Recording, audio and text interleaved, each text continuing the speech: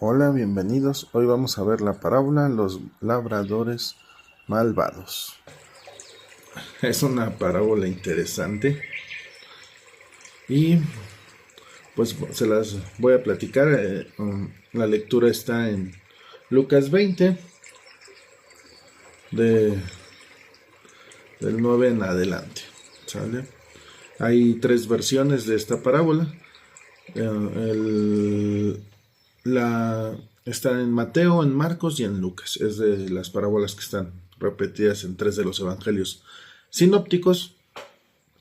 Y les debo de aclarar, como lo hemos hecho en otras parábolas, la enseñanza primaria, el motivo por el que el Señor Jesús dijo esta parábola, pues hace alusión a Isaías 5, donde el Señor le reclama a su viña, que es el pueblo de Israel, que no ha dado fruto. Entonces los que escucharon la parábola cuando el Señor Jesucristo la dijo, los fariseos, los escribas, la gente del pueblo de Israel entendía la referencia. La parábola se centra en aquellos que fueron llamados por el Señor como pueblo escogido y concretamente en los que le están dirigiendo al pueblo, en este caso los sacerdotes, los fariseos, escribas, y que no estaban dando fruto, pero peor aún, habían maltratado a los siervos que habían ido a buscar ese fruto. En este caso es una alusión directa a los profetas que el pueblo de Israel mató a lo largo de la historia. Y terminaría con nuestro Señor Jesucristo crucificado, el Hijo amado del dueño de la viña. ¿Sale? Esa es la enseñanza primaria. El reino de los cielos es quitado y por gracia de Dios, nosotros como gentiles entramos al plan de salvación. La Biblia dice, a los suyos vino, pero los suyos no le recibieron. Mas a todos los que le recibieron, a los que creen en su nombre, les dio potestad de ser hechos hijos de Dios. Y ahí es donde tú y yo entramos, gracias a Dios, por su amor y su misericordia. Bueno, vamos a ver esta parábola. El Señor Jesús nos dice que hay un padre de familia el cual planta una viña, la cerca, levanta una torre, cava un lagar y entonces arrenda la viña. Para entrar en contexto, porque creo que ninguno de los que estamos aquí hemos plantado una viña, y algunos solo las conocemos en películas, y obviamente las viñas que nosotros conocemos, pues no son las viñas que conocían en los tiempos bíblicos, en los tiempos del Señor Jesucristo. Por lo general las viñas se plantaban en la ladera de una colina. Necesitaban hacerse los desniveles y se rellenaban se hacían cercas de piedra y lo que se buscaba era retener la humedad. Pero tenían que tener luz constante de día y también que sus raíces en un suelo poroso pudieran crecer hacia abajo. Entonces, para plantar la vid se necesitaba quitar las piedras grandes y no se labraba con yunta, sino se tenía que hacer con azadón. En otra parábola el Señor Jesús habla de los obreros, de un padre que sale a contratar obreros a la viña y ahí los toma y va a la plaza y dice, oye, trabaja en mi viña. Era para esto, para estar quitando las piedras grandes, estar arándola, bueno, no arando la tierra, labrando la tierra, porque se hacía a mano con el azadón, era una labor pesada. Entonces ahí entraba el padre de familia, sus siervos, preparaban el lugar, sembraban las vides y luego tenían que protegerla. ¿Por qué? Porque iban a tardar 3 años en recibir fruto de eso. Entonces la palabra de Dios nos da muchos ejemplos de los peligros que tenían las viñas. Uno, dice, las pequeñas zorras que cavaban y echaban a perder las viñas, las vides. Otro, los ladrones. Otro, que al no tener cuidado, pues tuvieran una plaga en la planta. Entonces, tenía que tener ciertos cuidados la viña en la época de verano. La torre, por lo general eran torres que podían ir de los 3 metros hasta los 12 metros, dependiendo del nivel económico y también de qué tan grande era la viña. Entonces, se tenía que vigilar desde lo alto. Y por lo general, junto a la torre, estaba la cabaña del velador de la viña, del cuidador. Era un trabajo a tiempo completo, pero solo en verano, primavera, verano, era lo que estaban, cuando mucho 6 meses. El tiempo del trabajar la viña era más o menos fines de marzo, mediados de marzo, hasta septiembre, donde ya se vendimiaban, se obtenían las uvas y ya se hacían los distintos productos con ellas. Entonces, esta parte era un trabajo temporal. Ya en invierno, pues las viñas estaban vacías, no había nada que cuidar. Entonces, se hacía la torre, se cavaba un lagar es donde se pisan las uvas para obtener su jugo, que después se convierte en vino. Cuando, les digo, las viñas tardaban 3 años en dar un fruto, tenía primero que madurarse la planta. Cuando ya pasaron los 3 años, entonces ya se pedían frutos, ya se podía, dependiendo del trato, si lo arrendaban, por lo regla general, aquí el Señor Jesús no nos dice cuánto era lo pactado, pero se entregaba la mitad de la cosecha. Los que rentaban la viña se lo entregaban al dueño de la viña, en septiembre más o menos, finales de septiembre. Entonces, no era solo entregar las uvas, así de, ya, llévatelas y tú procesalas. No, ellos tenían que entregar ya uvas, pasas, y también tenían que entregar vino. O sea, ya era todo el proceso, ya habían procesado una parte del fruto. Ese era lo legal, eso era en lo que se quedaba. Y los siervos apoyaban en todo este proceso a su señor. Como ya les dije, la enseñanza primaria de esta parábola es ver que los líderes religiosos del pueblo de Israel habían traicionado a Dios e iban a acabar matando a nuestro Señor Jesucristo. Y por ende se extendía la salvación a nosotros, los gentiles. Ahora vamos a ver las características que la Biblia menciona de los siervos. Una, trabajaban con su Señor, aunque no se les da protagonismo. Nota que en la parábola dice, el padre de familia, un hombre, cavó, hizo, como si él solo lo hubiera hecho. No hay no dice él y sus siervos, no se les da crédito. ¿Por qué? Porque ellos le pertenecían a su Señor, ¿vale? Entonces, quien tiene el protagonismo es el responsable. O sea, su labor era necesaria, y la palabra de Dios, como les decía en otras parábolas, en otras partes, nos habla de que si se contrataban, o sea, no era trabajo de un solo hombre, era un trabajo de un hombre con sus siervos, porque era algo pesado y que iba a dar fruto. Entonces, aunque su labor es necesaria, no tenían ese reconocimiento más que el reconocimiento de su Señor de hacer una buena labor, de desempeñar un buen trabajo y recibir una paga por ello.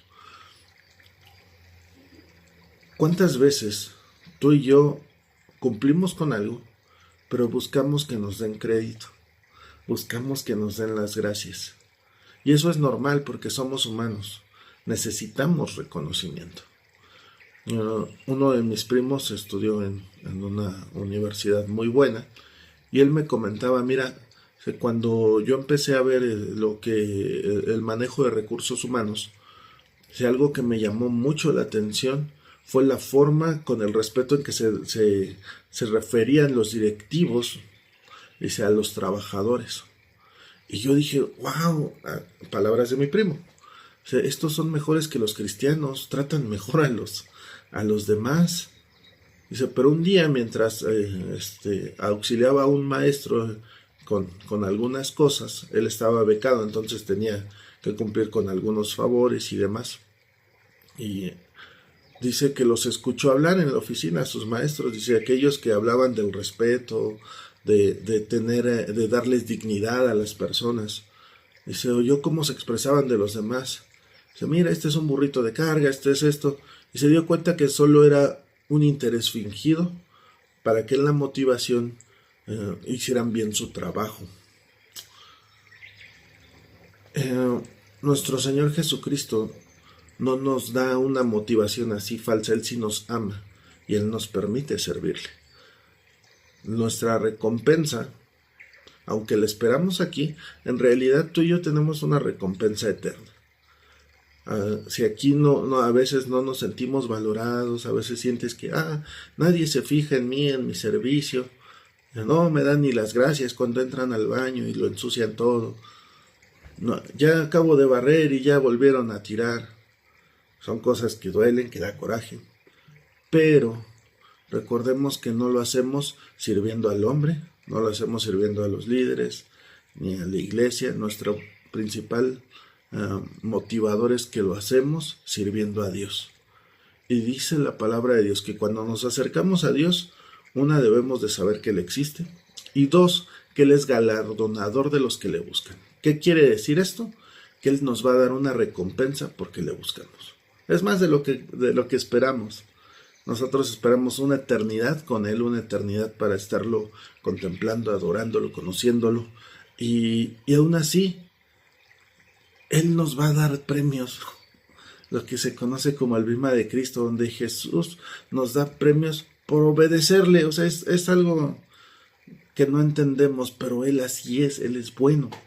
Entonces, cuando hagamos algo, lo hacemos de corazón como para el Señor y no para los hombres, sabiendo de que del Señor obtendremos la recompensa.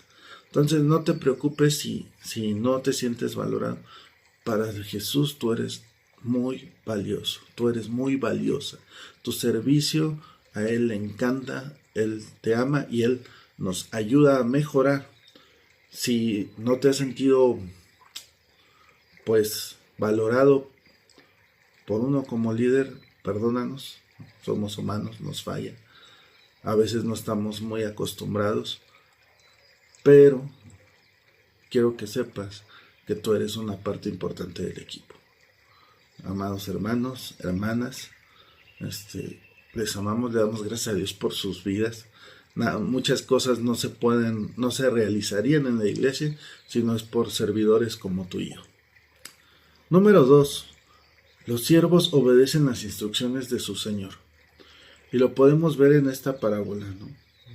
Como el padre de familia envía a un siervo y dice, ve a cobrar la renta. Ve a que nos den lo que en lo que quedamos. Y el siervo va. Número 3. No solo obedece las instrucciones de su Señor, también son representantes de su Señor. El siervo no llega en su nombre, llega en el nombre del que lo envió. De ahí que tú y yo somos embajadores de Cristo Jesús en este reino. Y algo importante, de nuestra iglesia local, de este FN, tú y yo somos también embajadores. Somos la primer cara que ven muchos, somos la última que ven cuando se van, y en nosotros somos la imagen de la iglesia. Hola, ¿cómo estás? Bienvenido, qué bueno que viniste, qué bueno que estás aquí. ¿Cuántas personas, no sé si te ha tocado alguna vez estar en la entrada? Hay personas que dudan al entrar a la iglesia. Son personas que vienen lastimadas, son personas que a lo mejor no saben, te dicen, no sé por qué, pero siento necesidad de entrar. Y es el Espíritu Santo que está hablando a su corazón. Entonces, nosotros somos los que le damos el último jalón. Bienvenido, adelante, pasa, te conseguimos un lugar, te asistimos, ¿qué necesitas? A mí me tocó ver en el local pasado como una señorita se quedó en la entrada. Ese día habíamos puesto a una jovencita en la puerta, apoyando ahí a los hermanos de la entrada.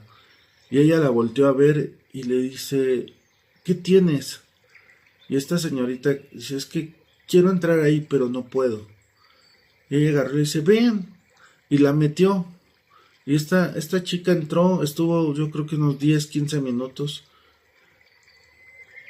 Cuando entró, salió con lágrimas en sus ojos, iba tocada por Dios.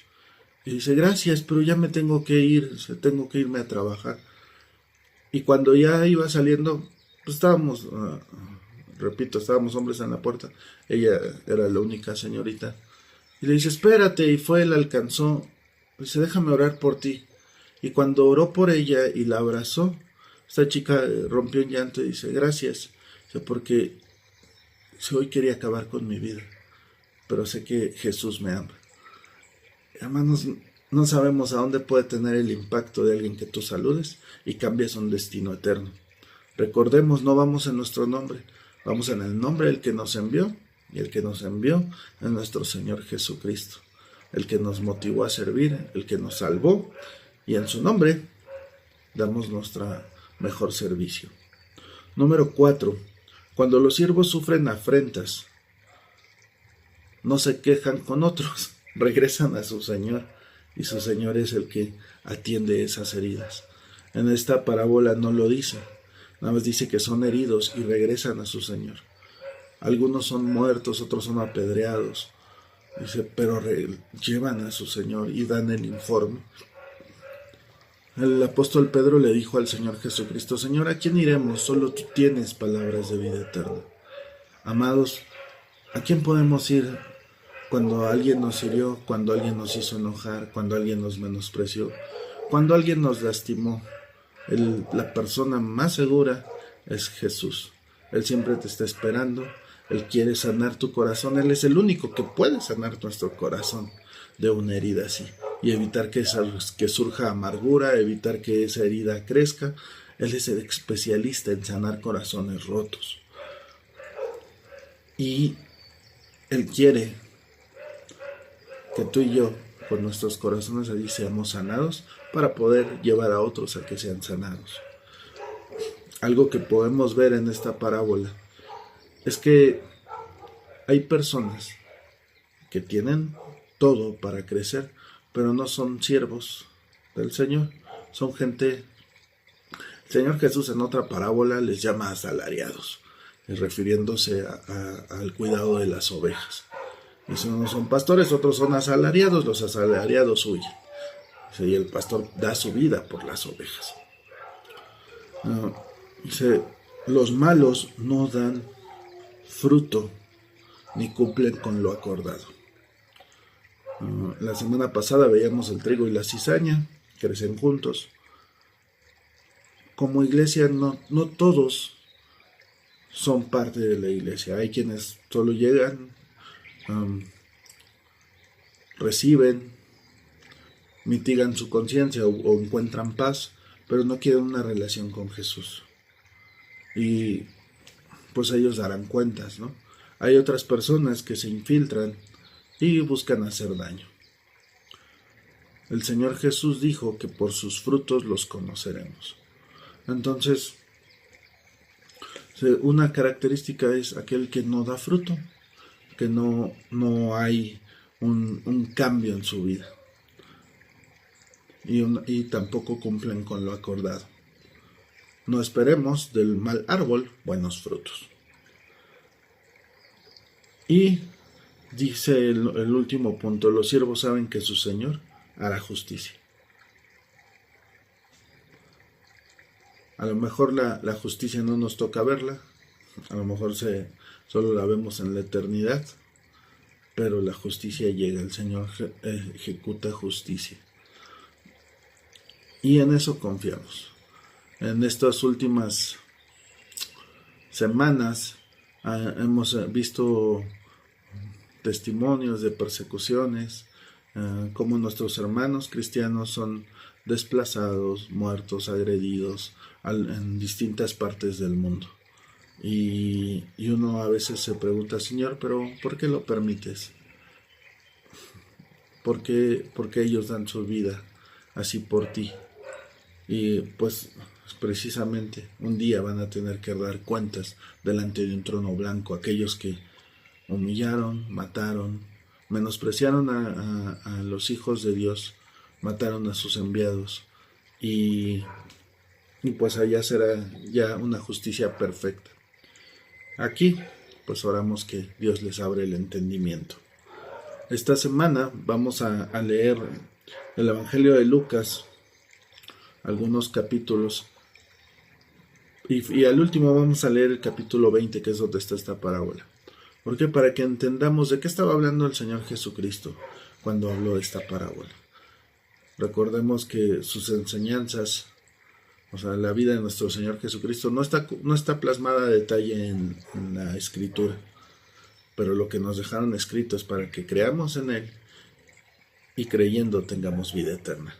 Así es de que te invito a que en estos capítulos vas a notar que falta un capítulo, que me han dicho, se saltó uno. Bueno, no es que me lo salte. Desde que empezamos con estos estudios, he ido marcando la Biblia, en qué partes, qué capítulos se han ido leyendo.